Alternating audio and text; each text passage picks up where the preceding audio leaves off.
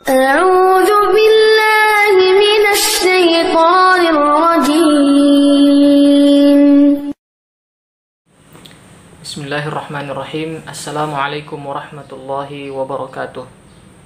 Kali ini insyaallah kita akan membahas tentang waqaf pada huruf waw dan ya.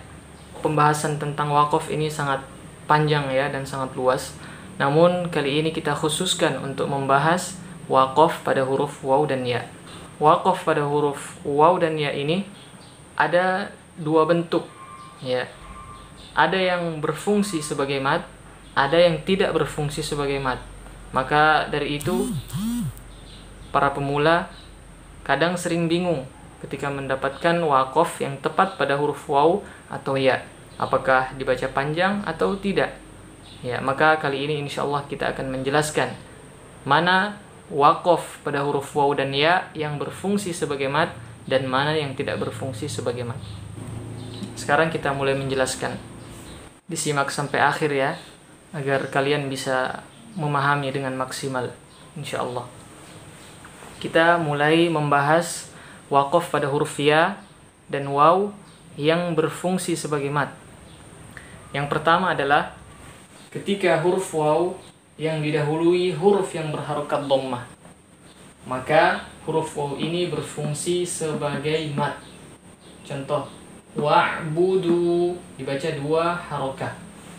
Ya, karena huruf waw yang kita waqaf ini sebelumnya adalah huruf yang berharokat dhammah, maka dibaca dua harokah sebagai mat tabi'i.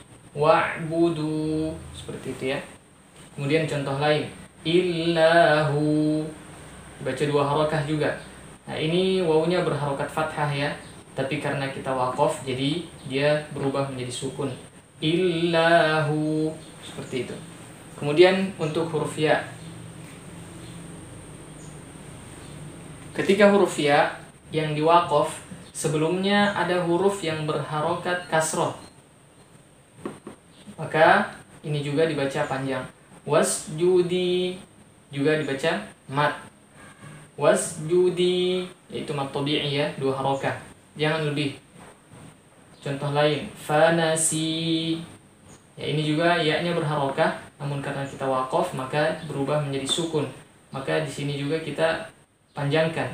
Fanasi, dua harokah. Kemudian contoh selanjutnya, wala tusrifu. Ya, ada waw sukun ya, waw sukun yang sebelumnya adalah huruf yang berharokat dhammah. Nah, di sini perlu kita perhatikan. Ya, di sini perlu diperhatikan. Kalian pasti sering mendapatkan ada bacaan waqaf ya yang bentuknya seperti ini. Waqaf, mau waqaf pada waw atau pada alif atau pada huruf ya, selalu ada ditandai tanda mat seperti ini ya. Ya, kadang-kadang ya, kadang-kadang. Apa maksudnya tanda mat ini? Maksudnya tanda mat ini adalah berfungsi ketika kita menyambung atau kita sambung dengan ayat yang setelahnya. Nah, itu baru difungsikan tanda mat ini. Kalau kita waqaf di sini, maka tanda mat ini tidak berfungsi sama sekali. Ya, contoh ayat ini sambungannya adalah innallaha ya, wala tusrifu innallaha ya, begitu. Maka berfungsilah tanda mat ini sebagai mat jaiz munfasil. Namun kalau kita waqaf tidak berfungsi sama sekali. Kemudian sekarang waqaf pada huruf waw dan ya yang tidak berfungsi sebagai mat. Artinya kita tidak membacanya dengan bacaan yang panjang ya. Contoh yang pertama adalah huruf waw dan huruf ya yang bertasydid ketika waqaf. Contoh, adu ya, as-samiri, seperti itu ya. Li ba'din adu wa adallahu as-samiri. Seperti itu. Ini tidak boleh kita baca panjang. Adu atau as-samiri, jangan ya. Dan sebagai tambahan, waqaf pada huruf yang bertasydid ini harus disertai dengan nabr. Nabr itu adalah hentakan suara. Contoh, adu as-samiri ya, kita hentakkan ya, as-samiri, seperti itu. Kemudian yang kedua, waqaf pada huruf waw yang sebelumnya huruf yang berharokat fathah. Perhatikan, huruf waw kita waqaf pada huruf waw dan sebelumnya adalah huruf yang berharokat fathah. Maka ini juga tidak berfungsi sebagai mad huruf wawnya. Faqadih tadau. Ya, faqadih tadau. Seperti itu ya. Kemudian contoh pada huruf ya. Jannataini dzawatai. Ya, setelah sebelum huruf ya adalah huruf yang berharokat fathah. Maka ya-nya juga tidak berfungsi sebagai mad. Jannataini dzawatai. Ya, seperti itu. Walaupun sebenarnya waqaf pada kata ini sebenarnya kurang tepat ya. Bagusnya disambung saja. Hanya ini sekedar contoh. Kemudian yang ketiga, waqaf pada huruf ya atau waqaf pada huruf waw yang sebelumnya adalah huruf yang sukun. Ya, ini juga tidak dipanjangkan. Contoh, minal hadi. Minal hadi. Seperti itu ya. Bukan minal hadi. Salah. Qulil afu. Qulil afu. Ya, bukan qulil afu.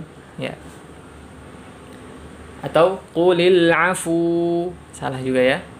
Kemudian contoh terakhir adalah huruf ya, waqaf pada huruf ya yang sebelumnya adalah mad alif.